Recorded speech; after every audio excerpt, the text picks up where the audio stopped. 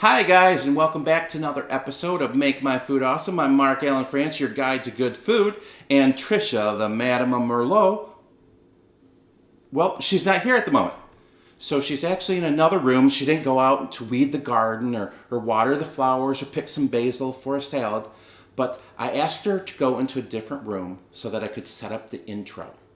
Now, if you're new here, and this is your very first time, go ahead, feel free. Pop down there, hit the subscribe button, hit the little bell, and get all our notifications, and then you can go ahead and watch all the other fun episodes that we're going to do. Now, with today's episode, we're going to be talking about something that I use as an ingredient in some of my gravies and sauces, but also Tricia will pour herself a glass once in a while for leisure. And that happens to be a red wine. Now, we're going to be using Merlot in particular for this particular episode. And it's something that I'm going to be using to make in a gravy for some mashed potatoes. So what I did is I went out and I picked up 4 different Merlots. Now 3 of those are Tricia's favorites. And one of those happens to be one that I know she's had before, but I'm not going to let her know which one it is. So I'm going to have her rank them 1 through 4, the best to her least favorite one out of these 4 selected. And we're going to see if she can guess which one is which. So, the 4 wines that I got. The first one is aged in rum barrels, and it's a Robert Mondavi. And this one I actually introduced to her recently, and she really enjoyed that. Now, the next one is a Clos du Buis. Now, this I would say is probably one of her second favorite ones out there that she does enjoy. And that runs occasionally up against the Bogle. And Bogle, these 2 right here, you will find those every now and then up, in our cupboard. And this is something that Tricia enjoys, both of these. Once in a while we'll get the Robert Mondavi one, but that one's a little bit more expensive. But these are, pretty good pricing in each store that you find them.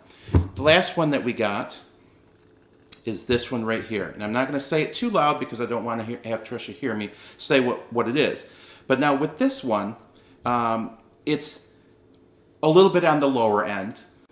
It didn't cost me much to get it. It was actually under $3. So I'm going to actually pour a glass of each one of these wines, have Tricia taste it. And like I said, she's going to let me know which one's her favorite. And then we're going to see if she can guess which is which. And maybe, just maybe, this one will trick her a little bit. But what I'm going to go ahead and do is I'm going to pop the corks on these, pour them in the glass, and we'll get Tricia in here, and we're going to go ahead and see which one she likes the best. I'll be right back in just a second.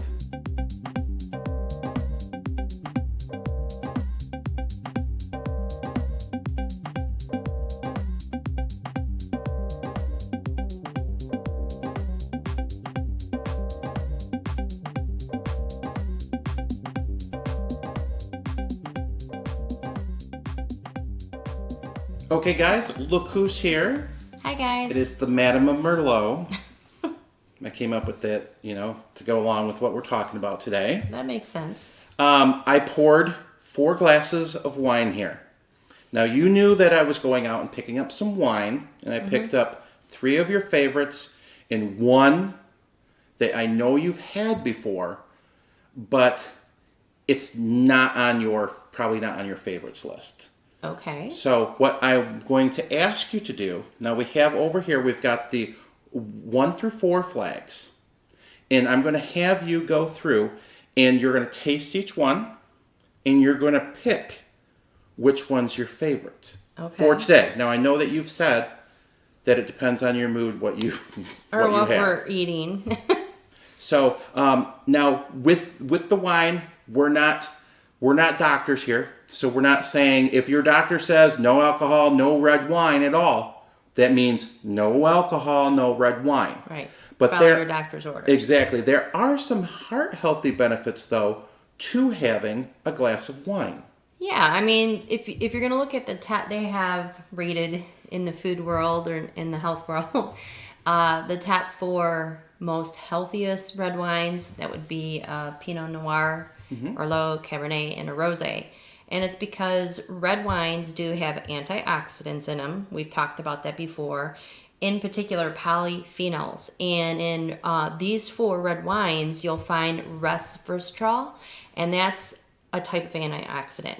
And they believe it helps protect the lining of the blood vessels in your heart. And they're doing research on it to fully understand the benefit of it, if there is one. They think it has a link to good and bad cholesterol in the blood as well. So, Oh, wow. I'll be interested to see what they find out. Exactly. So now I know, and you know, I'm not a big red wine drinker unless It's sweet it wine. is sweet wine. I tend to like a more balanced, smooth, drier red wine. I don't like super dry. These I would say are moderately, well, the ones that I tend to like are moderate, medium dry. I mean, they're not so dry that, your lips stick to your teeth, and they're not super sweet either. So Now, I will tell you, the 3 that I did get. Robert Mondavi, the rum barrel aged one. well, that's a good one. And I know that I recently introduced you to that, and I told them that. Now, the other 2 are Bogle, which for the longest time we were calling Boggle until I went looking for a bottle, and the lady there, she sat there, she goes, "Oh, Bogle?" The And I vendor. was like, okay. And then also we have a Clos du Buis, and then we have, like I said, one that I'm not going to tell you what it A is. secret one. A But they're all secret one. Merlots. They're all Merlots, Okay. and No pressure. So we have over here. You have some crackers. I have some like little soda crackers and some water to swish in between each, because if I'm going to try to figure out what's what, I want to clean my palate a bit. I'm going to move over here, and I'm going to get our flags, and we've got 1, 2, 3, and 4, and you go ahead and you Doesn't matter which side I start on, probably over here. can start down there, whatever side you want, and we're going to rank them, and then you're going to tell me which one you think is which. Now let me just grab something. So I have my little card here. Okay. And it tells me what's what. So I'm going to go ahead and let you go and start with the first one. Okay.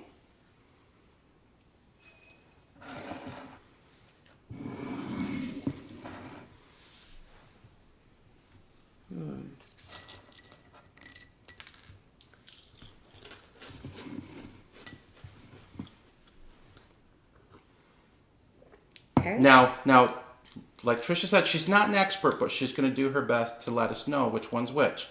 Do I have to tell you what I think that is, or No. Okay. You can. Does it how does it taste to you? I think I know what it is. Okay, go ahead and move on to the next one. I know what one it is because it tells me right here on my card what it is. Tricia has these nifty little jingle jangles on there as well that she has so that My wine charms. Yeah. Sort of like wine earrings. I think I know what that is, but I don't know. I'll have to wait.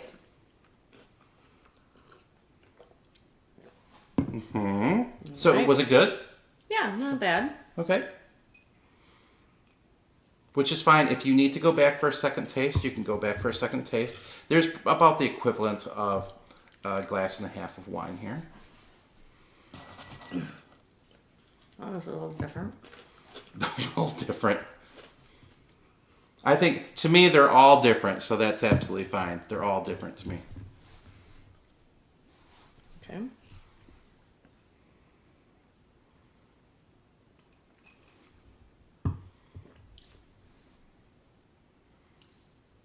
I think I know what that one is. Okay. Okay, so are you ready to go ahead and rank them? Which is your favorite to your least favorite? So start out with number 4. Start out with number 4. My least favorite? Least favorite one. Okay.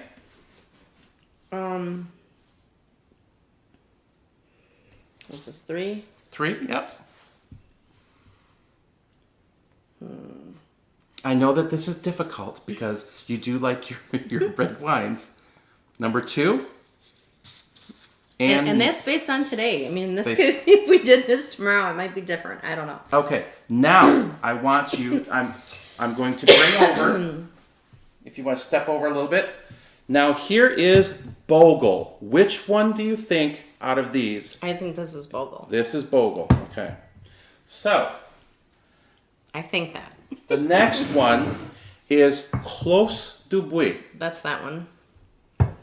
Okay. Then we've got Robert Mondavi. Right here.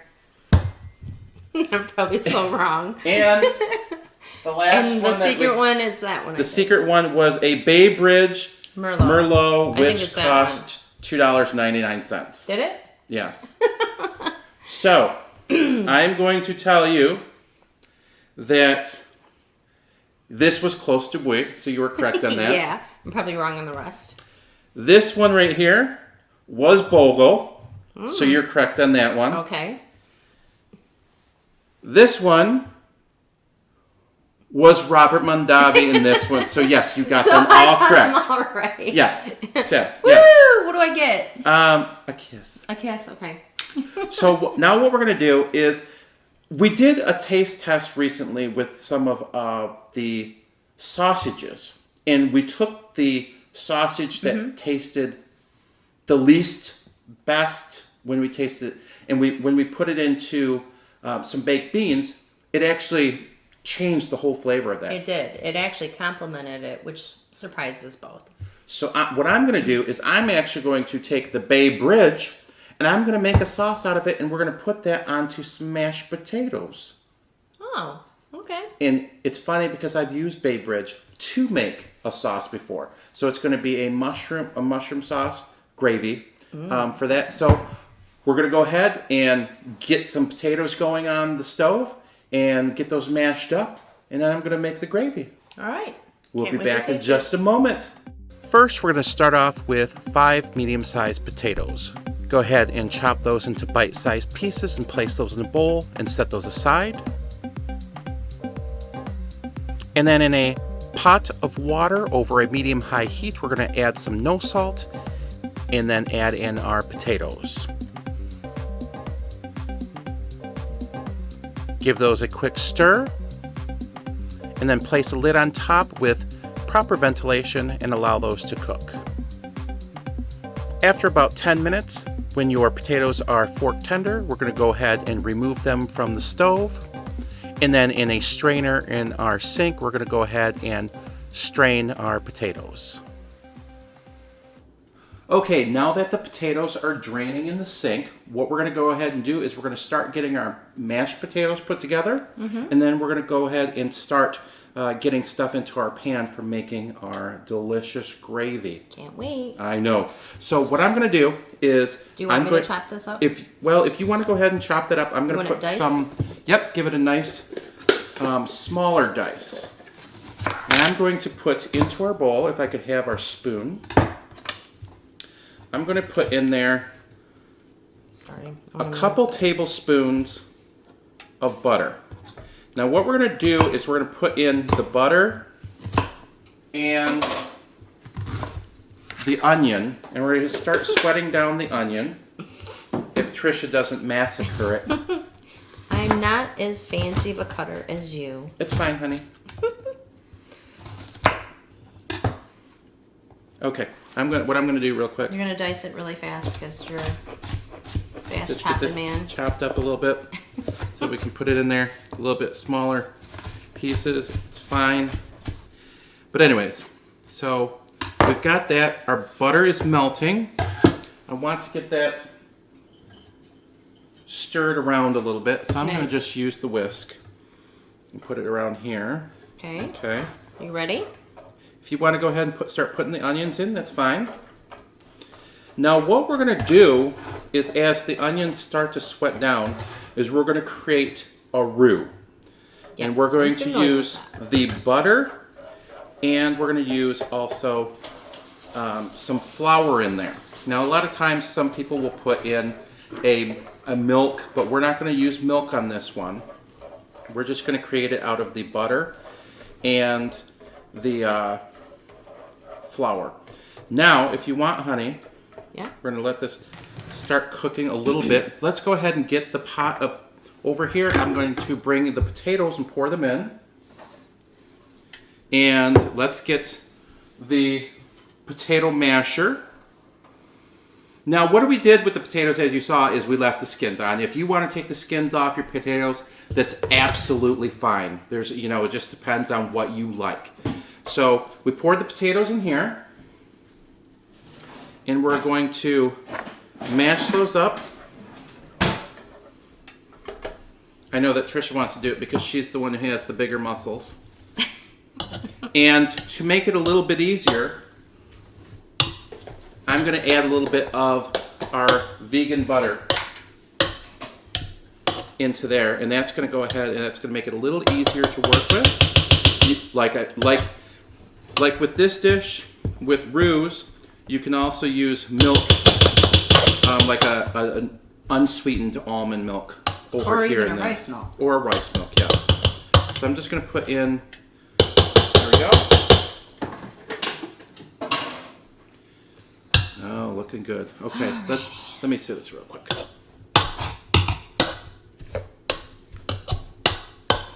Okay.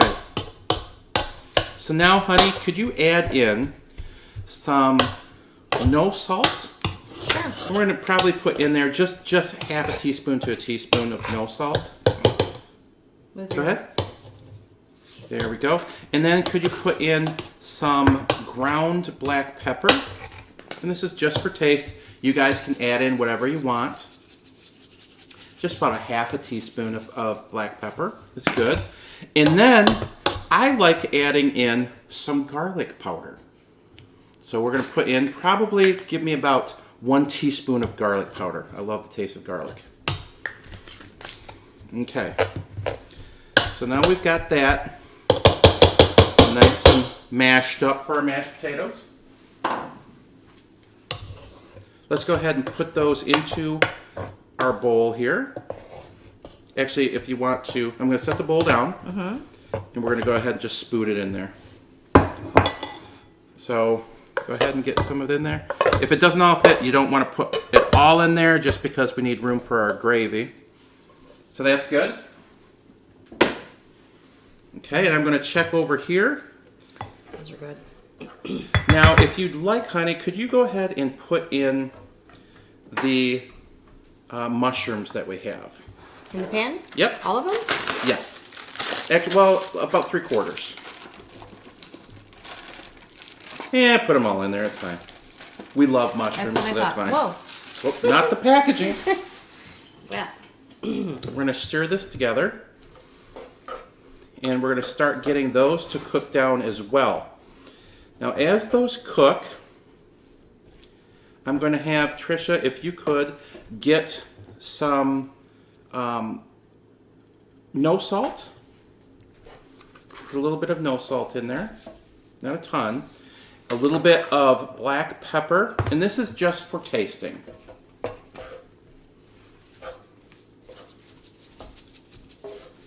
There you go. Okay. And then give me a little bit of garlic powder. That's about half a teaspoon on that. And then I'm going to want some basil. And we're going to put some basil in there and infuse it with a nice basil flavor. About a half a teaspoon to a teaspoon of that is good. I know that you love having that basil, honey. Oh, it's one of my favorites. Actually, yeah, it's probably my favorite herb. I mean, I like a lot of different herbs, but I like it fresh, I like it dried. Yep. Now, never say no to basil. If you could, go ahead and get me probably about a tablespoon Of what? of the flour. We're going to go ahead and sprinkle that over the top. Okay. Now this is going to start helping bind everything together as it goes. We may need to add a little bit more in, which is absolutely fine. You guys can see it looks beautiful in there. Yeah, it's very yummy smelling already. Now give me a little bit more flour. Sure. Now what's going to happen with the flour is with the flour in there, when you start cooking everything down, that's going to start helping it come together as the gravy. Now, we're going to add in next about 1 cup of we're using a vegan protein broth for it. You can use Shake it a up regular a little. vegan broth if you have it. You want to do 1 cup? Well, we're going to start with 1 cup just to see. Okay. Go ahead and add that in. And yeah, give me maybe just another 1/4 cup would be fine. And that's going to start thickening up also. But what we're going to do next is the fun part. Now, as you saw, Tricia picked this one to be the 4th one in her taste test, but I'm going to go ahead and I'm going to add in probably about 1.5 cups of the red wine. I'm going to stir this together. Almost has like a purple hue to it. Yeah, it's a pretty color. It reminds me of purple potatoes. Purple potatoes. Now what we're going to go ahead and do, now we're going to continue cooking this until it cooks down by about half. Reduce it by half. Yeah, Okay. reduce it by half, and then what we'll do is go ahead and we'll add some butter after we get back. So just give us just a second. We're going to cook this down. Yep. Okay, honey, there we go. We got rid of the hot plate. I added in about a tablespoon of our vegan butter. Yeah. And that gives it a nice sheen on top. Now what we're going to do is, as you can see, it is definitely reduced down about half. Yep. Smells great in here. Oh, it smells so really good. I can't wait to taste it. Now we've got our mashed potatoes here. And I'm going to go ahead and I'm going to, if you could set this over there for me, please, honey. Hold on. Just trying to keep it. You could lick it off because we used to do that when we were little kids. Well, we're a little bit grown up at this point. Go ahead. Nothing ever stops a person from licking a spoon. It's a little hot right now. I don't really want to burn my tongue. Anyways, so we're going to go ahead and put some of this gravy right on top of our mashed potatoes. And you can see all the beautiful colors, color from that. It's got a nice, it's like a brownish purple, but it's a very pretty color. Yes. I'm going to set this back here. And then, there you go. And I'm going to finish it off. Oh, can't forget to finish it off. Put a little bit of parsley on top. There we go. All right, it looks Smells ready good. to eat to me. Mm-hmm. There you go. Okay, so we're going to go ahead and dig in and see how this tastes. Now, honey, you can't complain about not getting mushroom.